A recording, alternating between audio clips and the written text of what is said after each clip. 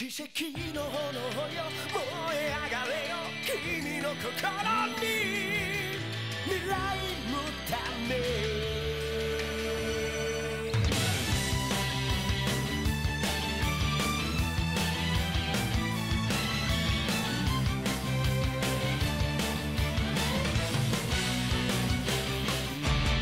When the 7th generation of consoles arrived on the scene, I was very much looking forward to seeing one of my favourite franchises making its debut in all its HD glory. Unfortunately, when I got my hands on Dragon Ball Z Burst Limit, I found it to be very underwhelming, to the point where this was the last game in the series that I played for a very long time. While I don't remember thinking the game was particularly bad, I do remember feeling like I'd had enough of the series. I was done. I'm hoping that by playing the game again after more than a decade has passed, I'll finally understand why. If you find value in the many hours of this channel's content, then become a channel member today, or consider giving a donation through the Super Thanks feature. Dragon Ball Z Burst Limit was released for the PlayStation 3 and Xbox 360 in 2009. The game was developed by Dimps, the same creators of the popular Budokai games. Burst Limit, despite its name, is considered a part of the Budokai series due to its very similar gameplay mechanics. When you first launch Burst Limit, you are greeted by the amazing tune of the game's main theme. I hadn't played the game for 15 years. Oh my god, this game came out 15 years ago. I've only played this game a couple of times in my life, but the opening music has stayed with me. The visuals match the music perfectly, especially when Super Saiyan Goku powers up. The majority of the animations are edited together from in-game cutscenes and look great, but the music is what really makes this opening so memorable. When you get to the title screen, you'll notice that Burst Limit uses the more blocky art style that many Dragon Ball products did around this time. Personally, I prefer the art style seen in the earlier Budokai games, as I enjoy the finer line work. And in this art style, the characters have really harsh highlights that make them look kind of plasticky. While I'm not a big fan of the 2D art style, I like how the menus look in this game. Although some of the characters, particularly Trunks, are off model. Hello. Yuck, what the fuck? Anyway, enough about the menus. Let's get into the real meat of the game. Blah blah blah blah blah pride, blah blah prince of all, blah blah blah Super Saiyan, blah blah blah. The story mode in this game is called Z Chronicles. As with most Dragon Ball Z games, it begins with the Saiyan Saga. Our first battle is against Goku's brother Raditz. Despite the fact that Burst Limit has cutscenes before, during and after fights, it still relies heavily on text that can be read before entering a battle to provide context for each fight. Before each fight, you can also select the difficulty level you want to play at. Unfortunately, before you can play on hard or very hard, you must first complete the game on normal, and in order to play at the game's hardest Z difficulty, you must first beat the game on very hard. This is something that I loathe in any video game. I don't understand the point in gatekeeping difficulty. All it does is punish good players by forcing them to slog through fights that are far too easy for them. It doesn't make the game more accessible to bad players like myself because they can always play on the easier difficulties. It's just stupid. And I'm not just shaming this game for doing it, I'm shaming all games that do it this way. You'll want to play the story mode on at least normal difficulty, because certain features will not unlock on lower difficulties. I don't believe the game tells you this anywhere, you just have to know. Or play through the game on easy or very easy and realise you're not unlocking half of what you should. Before the fight, a short intro cutscene will play and you'll be controlling Goku. The gameplay of Burst Limit is a cross between Shin Budokai 2 and Infinite Worlds, which makes sense considering this is a Budokai title. It is most similar to Infinite World, as that game was created for those who had not yet upgraded to the 7th generation consoles. Despite the obvious similarities, the gameplay of Burst Limit deviates enough from the other entries in this series to feel quite distinct. Like most games in this genre, you have a health bar that indicates your health, obviously. When playing, you will usually have multiple health bars, which are indicated by white rectangles. In the story mode, your starting health is fixed, but in other modes, such as Versus mode, you can set it yourself. The fatigue meter, which I will go over in detail a little bit later on, is located on top of the health bar, and at the bottom of the screen is the key gauge, which looks quite different from those seen in earlier Budokai games, and behaves quite differently as well, which I will go over in detail a little bit later. There are also these icons here, which are part of a completely new system known as drama pieces, which I will go over in more detail later on. When Raditz' health reaches 0, the fight ends with a cutscene in which Goku holds Raditz down while Piccolo fires his iconic Special Beam Cannon. Now!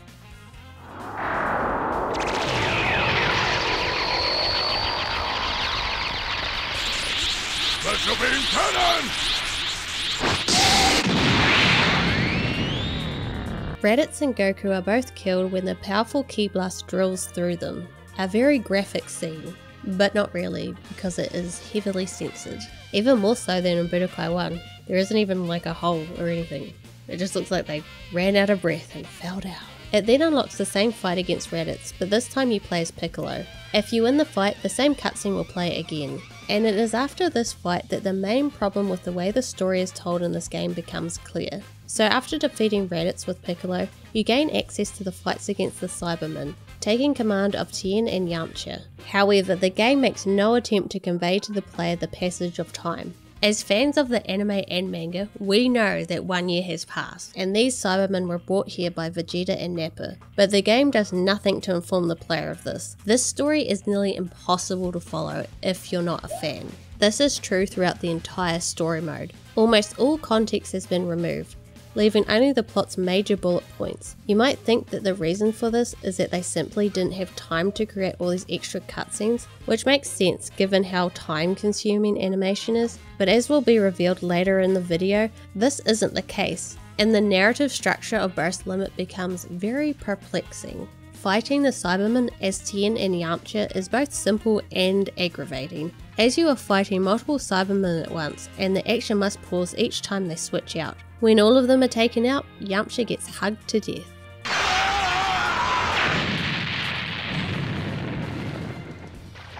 Hell, police, murder. Nappa and Vegeta, whoever they are, appear on Earth, and the Z fighters must keep them at bay for as long as possible in order for Goku to return from his training with King Kai in the other world. No, the game does not explain this, but I'm going to anyway, because it's my video and I can do what I want, as long as YouTube allows it. You actually fight as Nappa in these 2 levels. It's really nice that the game gives you a wide range of characters to play as during the story mode, including the villains. Despite the fact this is a 3D fighter, you will mostly be fighting on a 2-dimensional plane. You can move left and right to approach or distance yourself from your opponent. You can also dash in both directions. Shift moves allow you to switch between planes. This is great for avoiding big attacks and disorientating your opponent. It may actually be too good at avoiding attacks, making the risk of using teleportation moves, well, not worth the risk. I only mention this because the timing for using teleportation can be extremely strict, to the point where it appears to be broken at times. Teleports are classified into 2 types. The one I'm referring to here is known as the ready stance. It is a counter move that must be executed immediately before your opponent's attack hits. This is what gives it such erratic timing. I believe it's a combination of faster animations and a lower frame rate that makes it feel more inconsistent than in previous titles. The ready stance can be used to either get behind your opponent and set up a combo, or to push your opponent away. Melee attacks are divided into 3 categories: rush attacks, smash attacks, and throws. Throws are relatively self-explanatory. You can toss your opponent a short distance if you are right next to them, leaving them vulnerable to a follow-up attack. Rush attacks are fast but rather weak. They are ideal for starting off a combo because they can be performed quickly. Then there are smash attacks that are slow but powerful. They can be charged by holding down the button to unleash a more powerful move. They can break through an opponent's guard. However, you must exercise caution because it will expose you to danger while charging. Furthermore, the majority of smash attacks allow you to attack through. This means that even if your opponent attacks you during the combo, you will continue to perform the moves and take damage as usual. If both players launch a smash attack at the same time, the player who launched it first wins. There are aura actions that are stronger versions of these standard attacks that will stun a fighter for a few seconds. However, in order to use these attacks, you must sacrifice some of your ki. Charging up a smash attack is an excellent way to knock your opponent into the air, exposing them to a pursuit attack. This can be followed by either an aerial or ground pursuit. These are easy to perform as the timing is pretty lax. The most difficult part is getting enough time to charge your attack and knock your opponent into the air. Burst Limit is quite fast paced and the AI doesn't give you much breathing room, especially on higher difficulties. To give yourself some breathing room, use the aura action Mega Crush. It's basically just the spirit shot. Goku time! Goku finally arrives and easily defeats Nappa, setting up the showdown with Vegeta, the saga's final boss.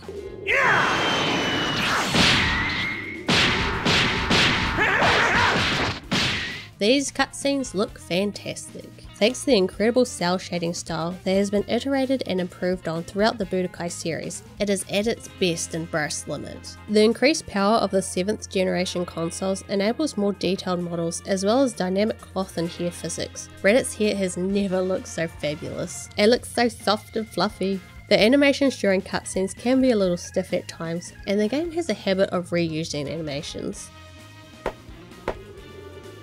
Fine.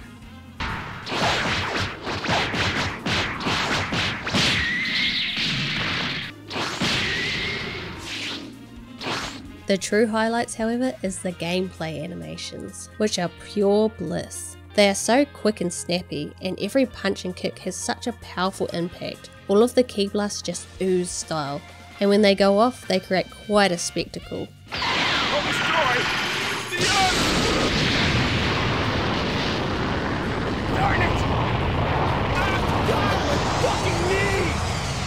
The presentation of this game is excellent. The music is excellent, the voice acting is excellent and can be played in both English and Japanese, and the sound effects are excellent as always. But, and this is a big but, for whatever reason, they decided to cover up this fantastic looking game with Vaseline. It has a strange blurry effect in the background that looks terrible. It's as if someone turned up the motion blur to the point where it blurs even when there's no motion. It may help the characters stand out from the background, but I find it distracting, especially since the game only runs at 30 frames per second. But when it comes to recreating some of the anime's most iconic moments, they really go all out.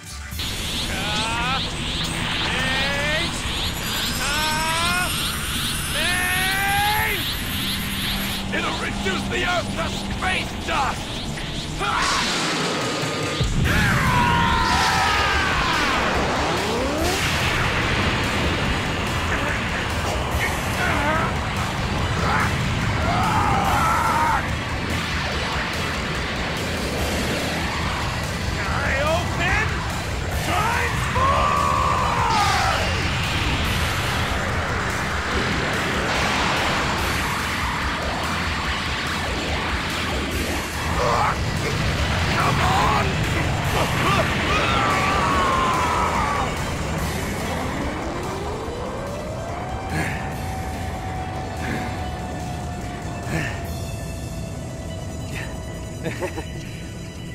I did it. So, you must be Frieza. Actually, it's Lord Frieza. Really? Then why is there an eye in it? When a new saga is unlocked, the Z Chronicles menu screen will change to reflect the saga, but unfortunately it is filled with spoilers. What? Goku turned Super Saiyan? How do you spoil it? The Frieza Saga begins after the Z fighters have arrived on planet Namek. The first battle pits Vegeta against Raccoon. You'll notice that the game uses the same Vegeta model as in the Saiyan Saga. This means he still has his tail, which had been permanently severed by Yajirobe at this point in the story. And it's not like there isn't a version of Vegeta's model without a tail, as it appears a few fights later. It's just one of those things that appears to be a simple fix, but they ran out of time or something. They have so much attention to detail in the cutscenes during fights that they must have noticed. Aside from cutscenes that play at the beginning and the end of a fight, there are others that will play during a fight. Drama Pieces is a new gameplay mechanic that has been added. When certain criteria are met during a fight, a cutscene will interrupt the action. Characters can be given specific abilities, enhancements, attack nullifications, and other benefits. The goal of the mechanic is to help Dragon Ball Z Burst Limit's gameplay feel more like the anime. Drama Pieces can be equipped to characters in the same way that a support capsule can be equipped to a character in Budokai 1, 2, or 3. During battle, Drama Pieces are displayed directly beneath each character's health bar, and are distinguished by various logos such as a fist, heart, explosion, or question mark. In Z Chronicles, you can obtain these by performing specific actions during battle. There are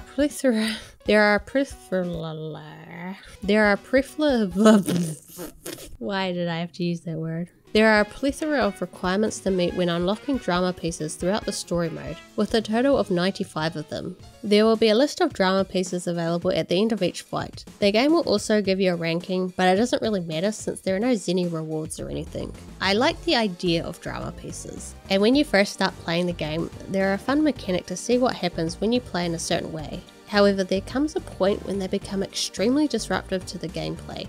When one is activated, it stops everything and returns each fighter to their starting stances. They disrupt the flow of a fight, and it's especially annoying when one activates while you're in the middle of a combo. I've had them activate right before performing an ultimate move, and the game would drain all of my ki before I could even perform the attack. Such bullshit. Oh no, that's bullshit. They become so prolific during some fights that it becomes infuriating. You can see I was trying to skip it here, but you can't skip them. Drama pieces can be disabled in certain modes, but not while playing the story mode, which, while annoying, makes sense, because the Z Chronicles mode rely on these drama pieces to tell some of its story, what little there is of it. When Goku is fighting Captain Ginyu, Ginyu realizes he is outmatched. He then stabs himself in the chest before taking over Goku's body with his body swap ability, hoping that the real Goku will die due to blood loss. Yes, I am still filling in some gaps that are left by the story mode, but that is what the game is implying is going on. I'd like to take this opportunity to discuss the game's AI, and how bizarre it can be at times. Now, during my playthrough, I played on normal the entire time, and the AI was generally quite good. They provided a nice challenge and would make good use of the game's mechanics. They are aggressive but not relentless. However, there were times when the AI played extremely defensively. This was most noticeable when I was fighting Captain Ginyu, who had taken over Goku's body. He basically just stood there guarding the entire time and refused to fight. Fight back! You coward, fight back! This happened to Gohan during the Saiyan Saga as well. Yeah, Gohan is a bit of a pacifist, but I really don't think this was intentional. It's just really strange. I have no idea what's causing it. It's as if the AI forgets how to fight. It wouldn't be a Dragon Ball Z game without ki attacks. The ki gauge at the bottom of the screen indicates how much ki you have. Less ki means you can only use physical attacks, whereas more ki allows you to use ki attacks more frequently. When you use a vanishing move, ki blast or super move, your ki gauge will decrease. When it is full, you can use it to perform an ultimate move or transform, both of which completely deplete it. The number of levels on your ki gauge is determined by your ultimate move, which can be picked at the start of a fight. One thing I found rather odd about burst limit is that there is no way to manually power up your ki. You know, like... I'm sorry, I just looked like I was trying to take a shit. But you get what I mean. Small ki blasts can be fired while dashing or between combos, but they only deal chip damage. If you press the guard button at the right time, you can deflect them away from or back at your opponent. This is the move I was having trouble with when attempting to teleport. Instead, I would keep initiating the deflect. I believe it's because the timing and inputs are so similar that you will sometimes end up deflecting when you really want to teleport behind your opponent. Or maybe it's just because I suck. Can't be that. Super attacks consume more ki but are more potent. They can also be charged up for increased damage. EX supers are the same but can be executed at full power without charging, but require a bit more ki up front. When two super attacks collide, a beam struggle occurs and you must mash the face buttons as quickly as possible to increase your chances of winning the struggle. Although this hardly ever happened. I think it happened not even once during my entire playthrough of the story mode. Your ultimate attacks are the most powerful ki attacks. This is the attack you will equip to your character prior to a fight. These attacks will also determine the size of your ki gauge, which has a significant impact on a fight since the size of the ki gauge also affects other mechanics. After the Ginyu force is defeated, the rest of the saga is a series of battles against Frieza in his various forms.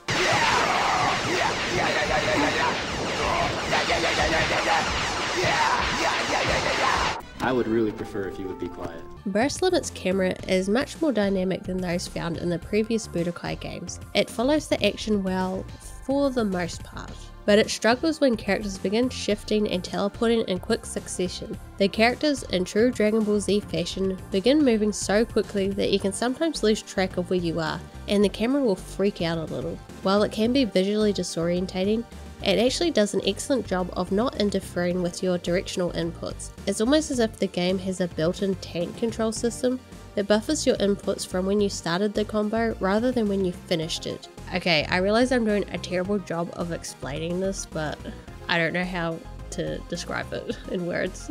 My point is that despite the camera's erratic behaviour, the controls remain consistent. In the options menu, you can disable this active camera. When turned off, it will simply remain to the side of the character, as in previous titles. Frieza kills Krillin. Enraged, this triggers Goku to transform into a Super Saiyan. No. You monster! Dare you! How dare you!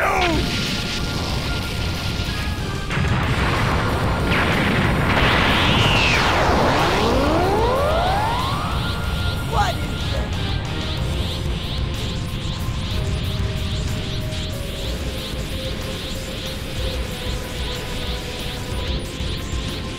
You just keep killing innocent people, one after another. Krillin. I'm truly angry! Transformations can be used whenever a character's ki gauge is full and they have a transformation, obviously. Each form increases your attack power while decreasing your defense. You also must change directly into the next level.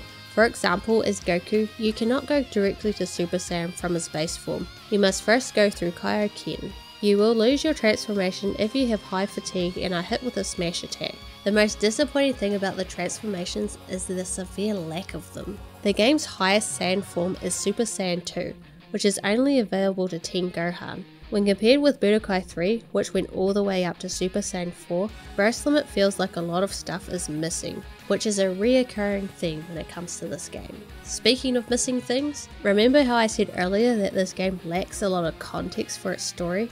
Vegeta and Nappa, for example, appear in a fight but are never shown beforehand. After completing the Frieza Saga,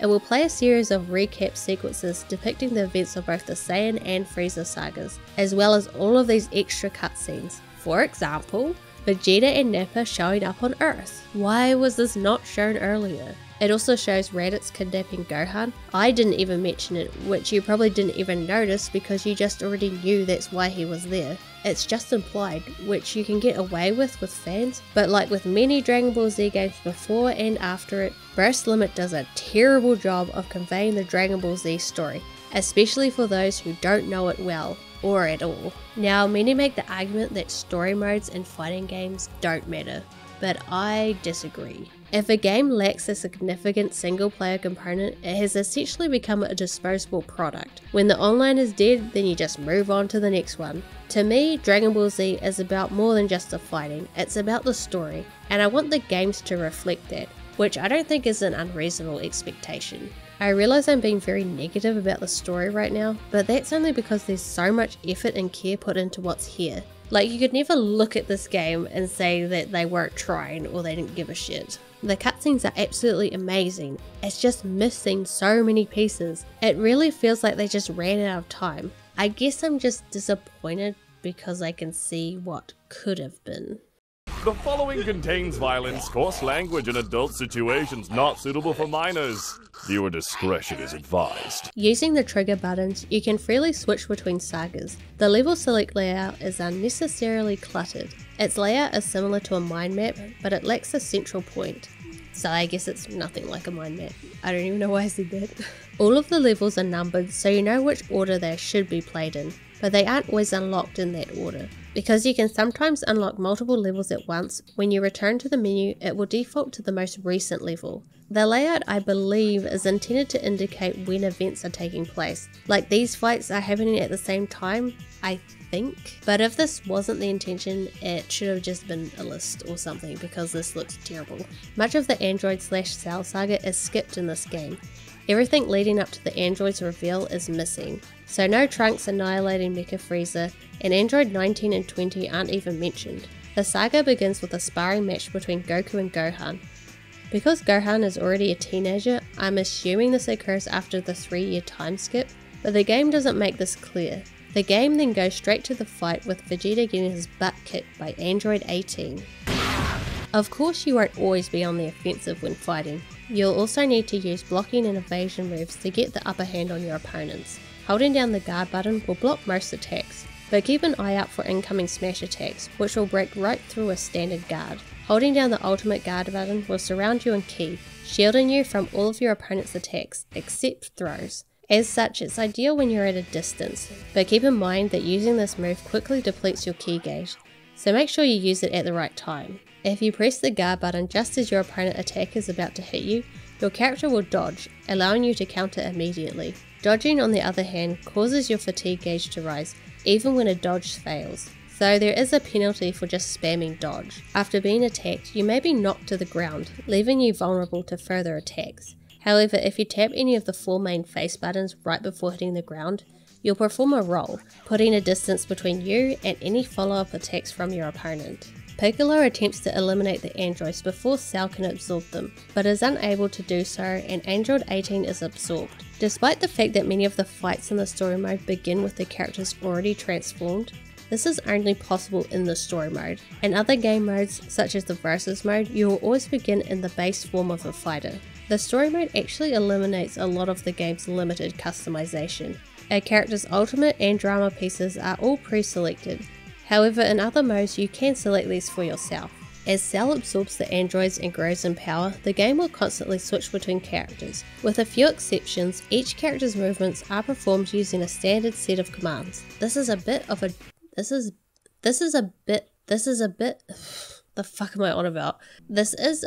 double-edged sword, as many characters feel very similar apart from their unique ultimate attacks. This is not true for all characters though. For example, Piccolo has much greater reach, Trunks uses a sword, and the larger characters such as Android 16 move a little slower. The shared control schemes have the advantage of allowing you to perform their moves regardless of which character the story forces you to play as. With Vegeta's help, Cell was able to achieve his perfect form. Cell has decided to hold a tournament to determine the fate of the world. The Z Fighters have a week in order to prepare themselves for the Cell games. Burst Limit has a very comprehensive tutorial that does an excellent job of teaching the player the game's various mechanics. It walks you through the moves step by step, with Piccolo, Krillin and finally Goku explaining them to Gohan. It will then show you the controls on the screen and have you perform the moves to ensure you understand how to do each one. The premise for these training segments correspond to each saga. Piccolo's training takes place during the Saiyan Saga after Goku's death, with Piccolo preparing Gohan for the arrival of Vegeta and Nappa. Krillin's tutorials take place on Namek while searching for the Dragon Balls, and Goku's training session is set just before the Cell games. The tutorial actually depicts the passage of time better than the story mode does. The Cell games begin with a battle between Cell and Goku. Why did I say it like that?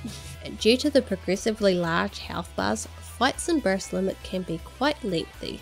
This is why you must pay attention to your character's fatigue. The fatigue gauge indicates how much more evasion and blocking a character can do before collapsing from exhaustion. When the gauge is full, your character will be stunned for a few seconds, making you vulnerable to attacks. You can step out of the state by mashing the face buttons. Each time you block, evade or take damage, the meter fills slightly, but there are some actions that actually help to lower it. Entering Aura Spark mode gradually reduces fatigue, and transforming reduces fatigue by a percentage based on the size of your character's key gauge. If there are 5 bars, it will be reduced by 50%, 4 bars will be reduced by 40%, 3 bars will be reduced by 30%, and so on.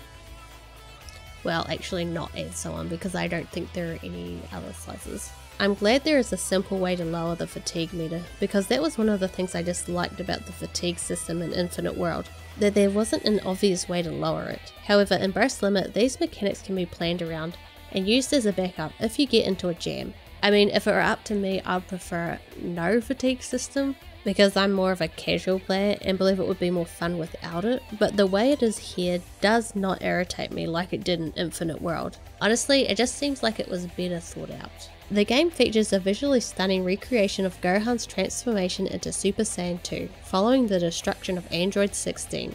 Like I mentioned before, Gohan is the only character in the game that is able to transform into Super Saiyan 2. even though later there is a cutscene of Goku achieving the form. Vegeta and Trunks do have their Buffy Ascended Super Saiyan form, or whatever it's called, but that's it. The lack of transformations is kind of sucky, but there is the Aura Spark mechanic that acts as sort of an alternative, and even characters without transformations can make use of it. When you release your ki, you will enter Aura Spark mode.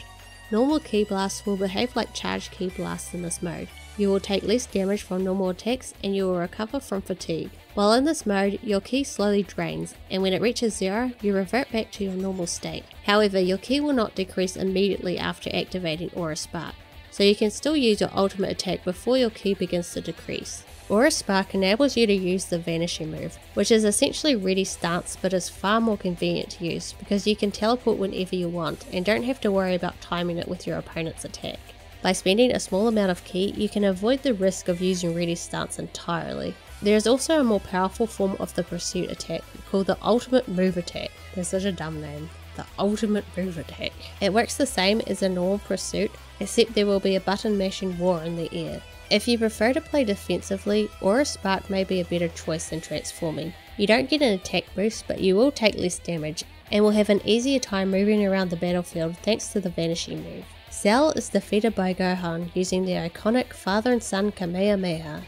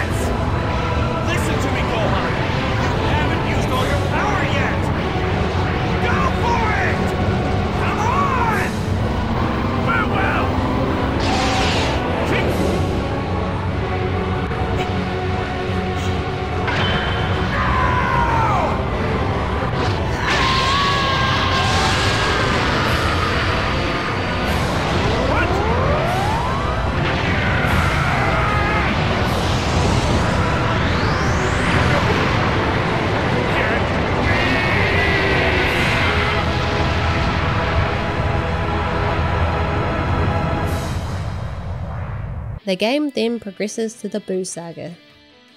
Except it doesn't, because this game only goes up to the end of the Cell Saga. It does unlock a what-if scenario with Goku's father Bardock, and also a few levels where you play as Broly just destroying everyone.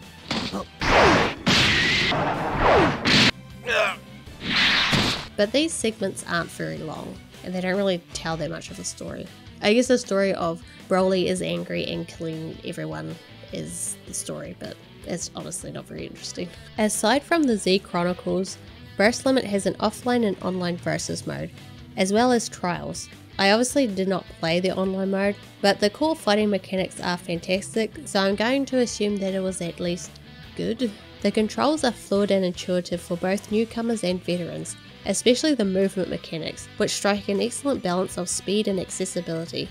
Dodging actions cause the camera to shift around the battlefield, giving the impression that you're fighting in 3 dimensions, though these camera movements can make reading your opponent's actions a little difficult at times. Overall, I believe Burst Limit strikes a good balance of accessibility and complexity. After an hour or two of practice, you should be able to grasp the game's fighting system and not feel restricted to using only one character.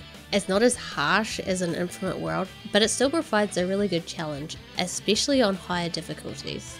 Dragon Ball Z Burst Limit's biggest flaw is that it feels very incomplete when compared to previous titles, particularly Infinite World, which covered Dragon Ball GT and some of the movies. Although Infinite World had the advantage of being essentially an expansion to Budokai 3, it was able to reuse a ton of assets, it was running on the same engine and only came out on one system, the PS2. Burst Limit was the first Dragon Ball Z game released for 7th generation consoles, and the developers had to start from scratch. This is probably why it feels like a Budokai 1 remake. In many ways, this game felt like a step back from the franchise, which turned me off from playing anymore. If any Dragon Ball Z game is in need of a sequel, it's this one. What is here is of very high quality. It's just lacking a bit in quantity. This video was made possible by the kind donations of our viewers and members. I'd like to give a special thanks to Casper. Thank you so much for your support.